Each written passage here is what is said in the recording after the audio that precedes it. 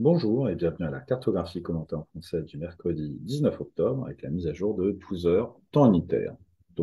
J'en parlais hier dans le résumé quotidien et ils l'ont fait. Tapio Lehtinen, dans la nuit, s'est emparé de la première place en profitant de son décalage à l'est qui le place bien, plus proche ici de Cape Town que Simon Corwen qui lui a fait une route beaucoup plus au sud.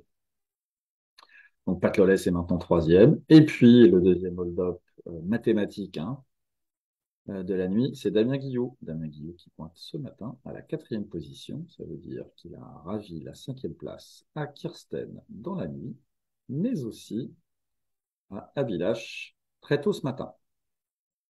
Voilà. Alors évidemment, c'est un leaderboard très très mathématique qui calcule la distance au prochain point de passage. Dans les faits, il faut quand même prendre en considération les conditions météo, qui sont celles-ci, c'est-à-dire que ici, cette haute pression, elle va se décaler petit à petit dans la journée vers l'est. Ça, c'est demain matin.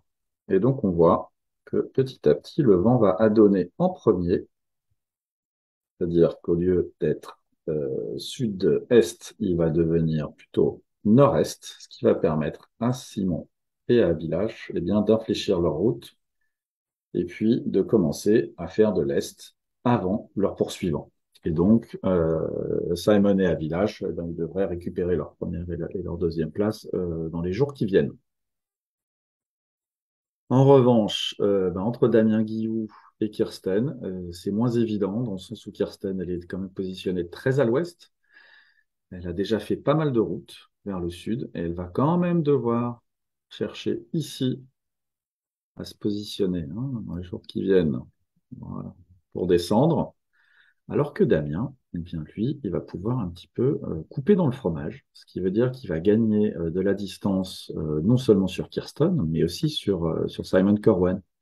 Aujourd'hui, ils sont à 500 000 des différences du nord au sud. On verra à la fin de la semaine et surtout en début de semaine prochaine où on en est de leur écart est-ouest.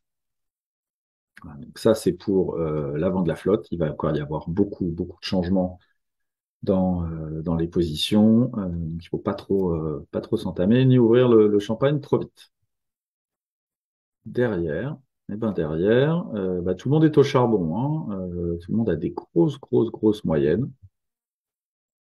Ertan, 22 000. Ertan, lui, il a choisi la route la plus proche, ce qui veut dire qu'il va être le premier à enrouler ici l'île de Trinidad. Et donc, il va conforter sa place de septième sur Michael Wuggenberger.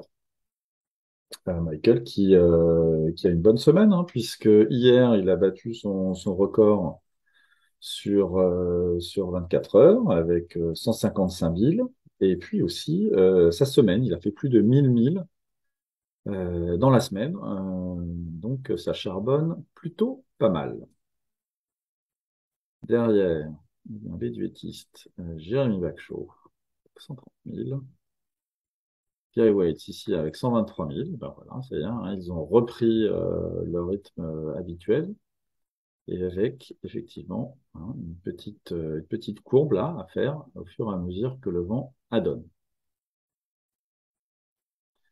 Et ensuite, on a ici Yana Bird-Jones, qui se démène pas mal, qui fait de belles moyennes.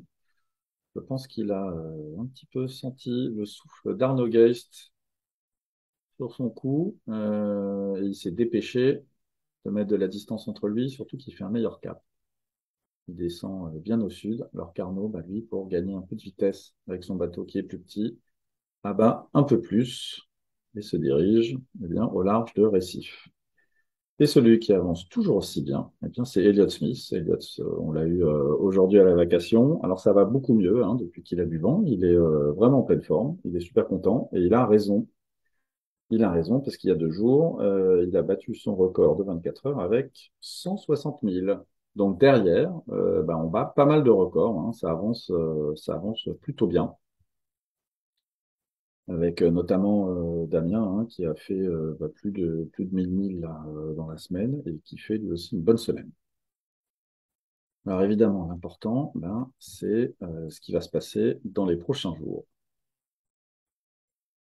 Pourquoi? Parce qu'on va voir effectivement ici que l'anticyclone, hein, je l'ai dit tout à l'heure, lui se déplace et qu'il va falloir prendre quand même des décisions pour tourner à gauche. C'est-à-dire, tourner à gauche au bon moment. C'est-à-dire que si vous tournez à gauche trop tôt et que vous essayez de couper ici, vous allez terminer dans le centre de l'anticyclone sans vent.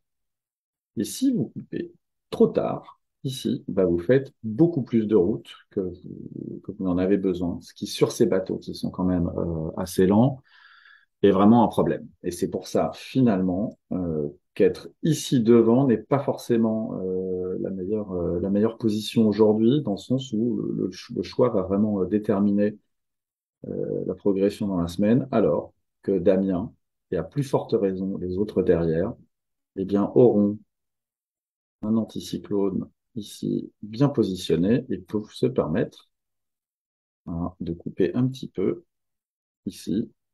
Puis il va continuer à se déplacer, ce qui veut dire qu'ils peuvent, voilà. En tout cas, ils vont faire beaucoup moins de route que ceux qui sont devant, ça on le sait déjà. Alors, à ce petit jeu de savoir quand tourner à gauche, eh bien, à quelle information nos marins ont accès?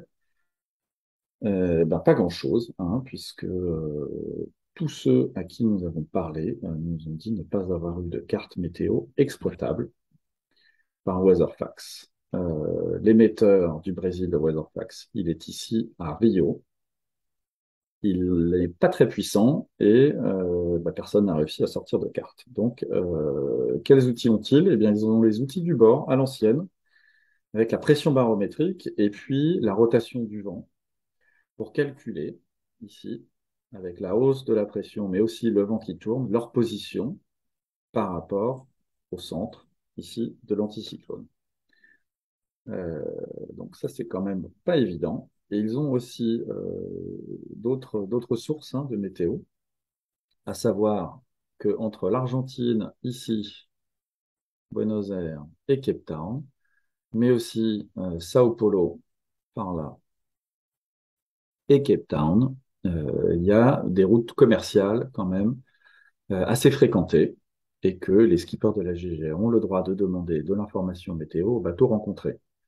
Donc tout le jeu de cette semaine va être d'essayer de savoir et de prévoir où va se déplacer l'anticyclone, de manière à se déplacer avec lui et à optimiser sa route pour qu'elle soit à la fois la plus rapide et la moins longue.